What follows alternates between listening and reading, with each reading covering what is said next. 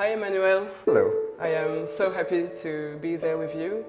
We are in Paris, Rue Notre-Dame de Nazareth, for your exhibition with other artists. We are going to talk today in front of one of your artworks. My name is Emmanuel.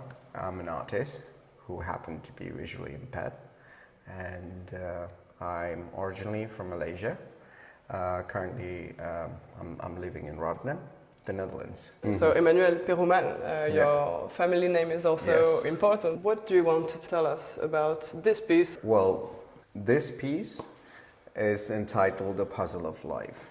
This work talks about questions that we always ask in our life.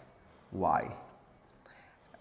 When I lost my vision in 2016, I was asking these questions a lot. Why me? Why this happened to me? And this piece represents that question.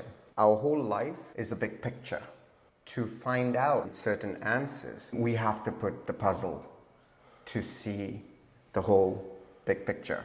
So this is how the whole artwork was born. But this is not only about me, it actually talks about the whole human. There is something universal exactly. about this piece, about maybe all of your pieces, or more this one particularly? Well, pretty much all my pieces, it touch on the reality of life that we're living in, and also plays onto the vibration, the energy of an individual, and the most important thing, this two combines together with the emotions. All my artwork has the circle because that represent the vision, the eyes, and also some people say that Emmanuel, you have a ice fetish, and I would say I do a little bit, because I can't,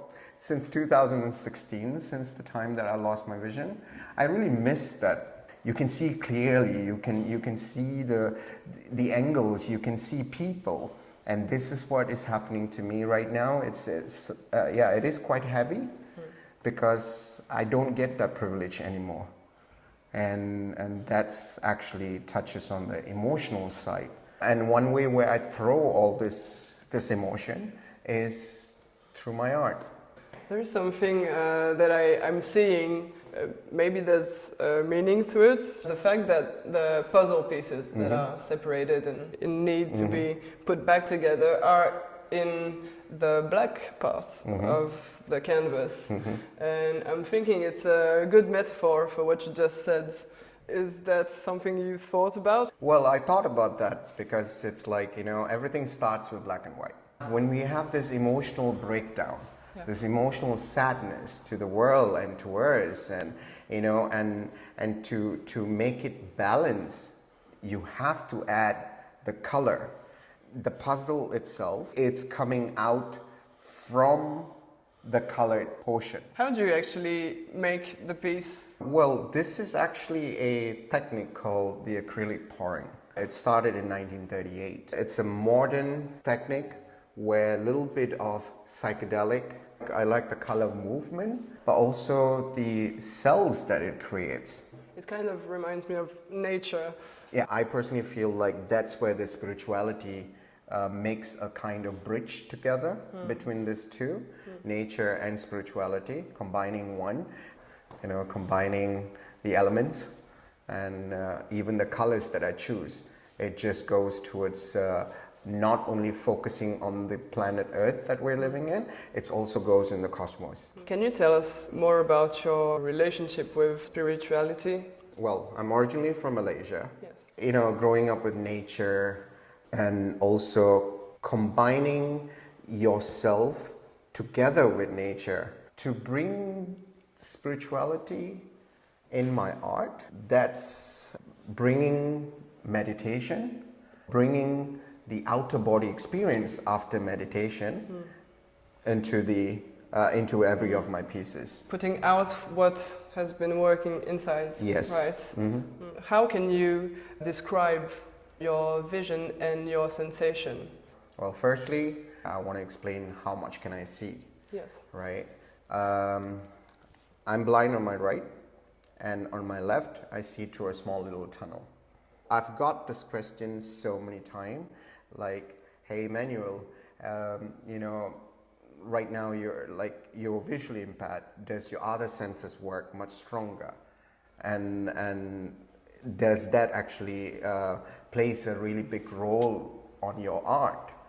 And I would say yes. Everybody has the senses, but it's just that sometimes we humans take advantage of what we have, like vision, but they totally forget that they have other senses, which is like helping them, in their process of living in this world. I was one of them too. I was just using my vision a lot, and I didn't care about the rest of the senses. But when I lost my vision, I felt like there was a big click. It was remarkable that I can smell much better, I can hear much better, and I can feel much better.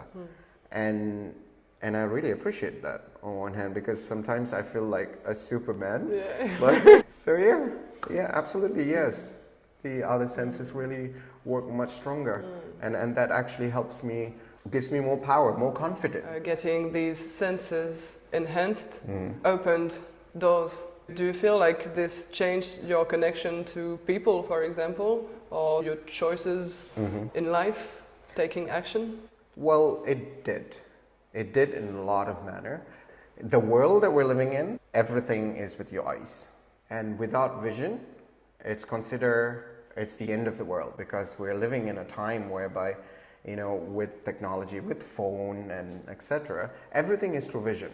Right now, I'm quite privileged because I read human through a different way, not with vision, but also with a sense of spirituality. It might sound ridiculous, but sometimes I see a big, huge color contrast on a human body. And that can be yellow, white, red, green, even black. You can see the auras. Exactly. On the spiritual side, it's called aura. I seriously don't know what in the scientific side and how much people are willing to believe that. That's another thing, because everybody has their own belief, and I respect that. I'm an open book, and I'm still learning to adapt with this way, because it is still new in my book. I think it's a good reminder that our perception is limited.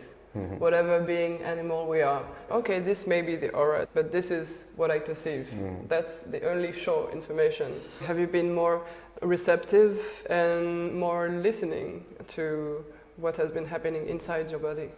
Yeah, absolutely, because that's the best way for me to dance with the whole, my disability. That's how I can actually accept, my disability. It didn't come like in one day or 2 days or 3 days. Gradually it started building there.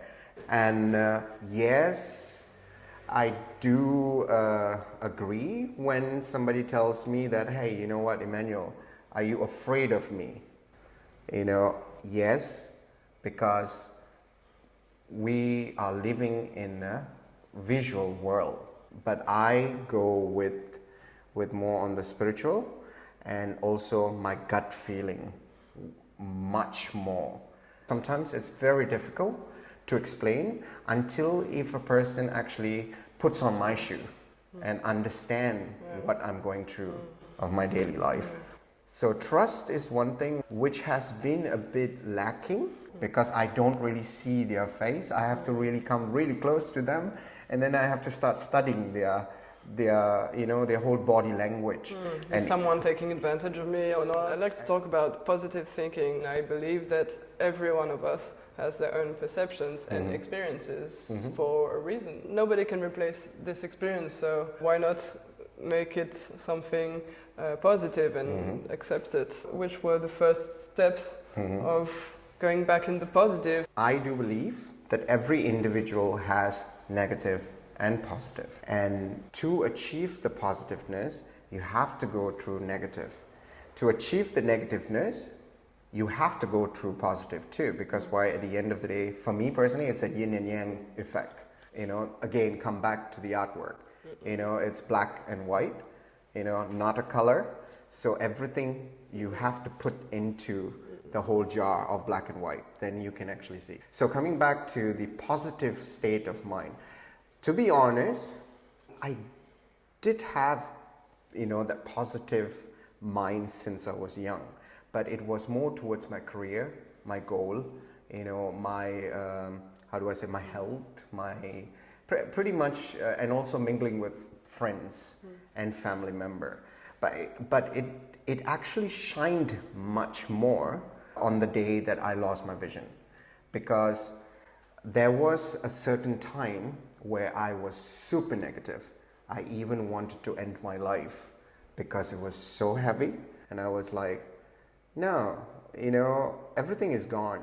You had a beautiful life, you had a good job, you had pretty much everything in your life, and you really want to take that life more further, and then suddenly in 3 days your vision just goes, you know, totally Lady Gaga into it. To bring that negativeness to positiveness, I wouldn't say it's an easy step.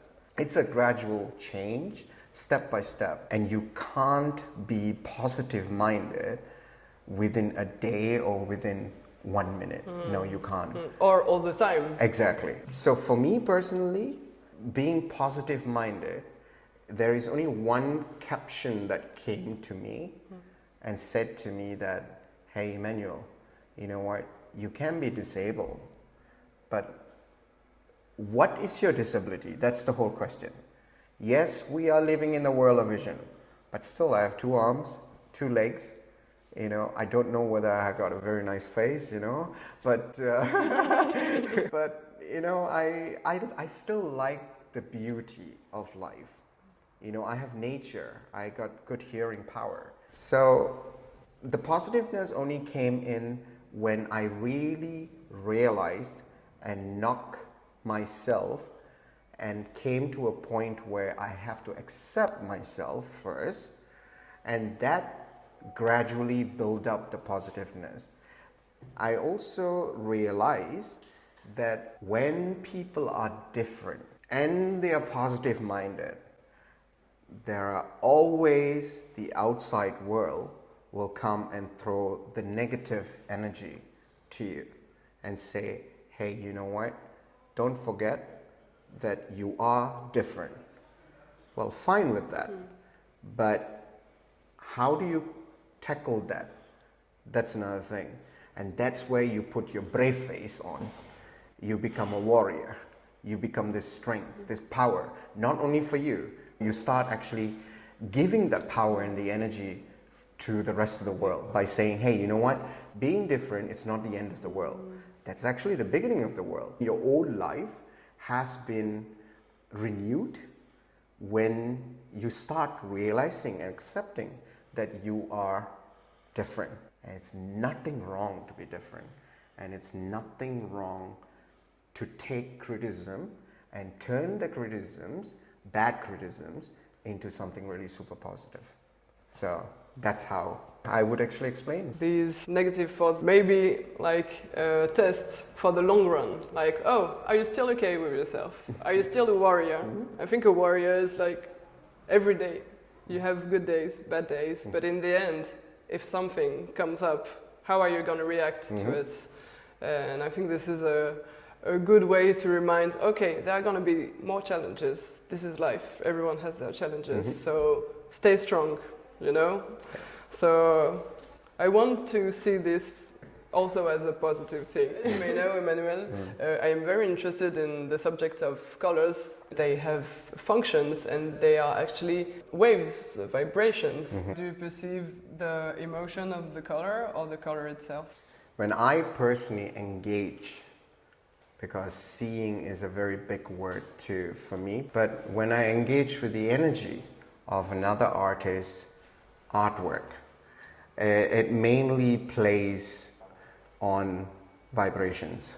And that energy and the vibration, it does actually go with the colors and the movement, but also I can actually feel that what is in the mind of the artist when he or she painted it. I never judge the artwork, but I want to intake the energy of the artwork, and through not using my vision and using the outer body experience that I intake. If you are actually closing your eyes, would you feel the same? Well, I would say that the feeling, it's nothing negative about it. It's just that some artworks can be really dark for me, dark in the energy wise of it. But that's nothing to do with my feeling. It's how the artist tried to interpret the work. Because not every time that every artist is, or me myself, I have like days that I make artwork with aggressiveness or aggression, with frustration. So there are times that I just go and pick up a canvas and just throw the color with anger, with frustration. But that doesn't bring negativeness. It's just that for me, I think it's more expressional. Yeah. Certain times we do have this happy moment and we feel like, oh, I see rainbows, I see unicorns. Yeah, generally I think that's how artists, they were born, because expression is very important. It doesn't matter whether it's just one line. There are like artists just gets up in the morning, they put a white canvas and just stand there and just take a paintbrush and just draw one stroke of black line, and that's it. They feel, yeah, they feel like, okay, I'm done. I've already thrown my emotion into that. For the artist, it's a very, very huge thing. In adding of that also, there are artists who just want to, do it for their mindset, like... You mean for feeling better? Exactly, yourself? yeah. It's also a healing process for them. The art world is one thing that I have to keep it clear, is the art world is not a factory. Bringing that over, also we shouldn't forget, art is freedom, and freedom is art. And if we and pretty much everything is art. If we look at the whole chapter of our life being from the day that we were born up to we're going to die, it is an art process. Well, Emmanuel, thank you so much for this time. That was very interesting. I invite everyone to look at Emmanuel Perumal's networks and artwork. Thank you so much. Thank you very much. See you soon. It's a pleasure. Thank you.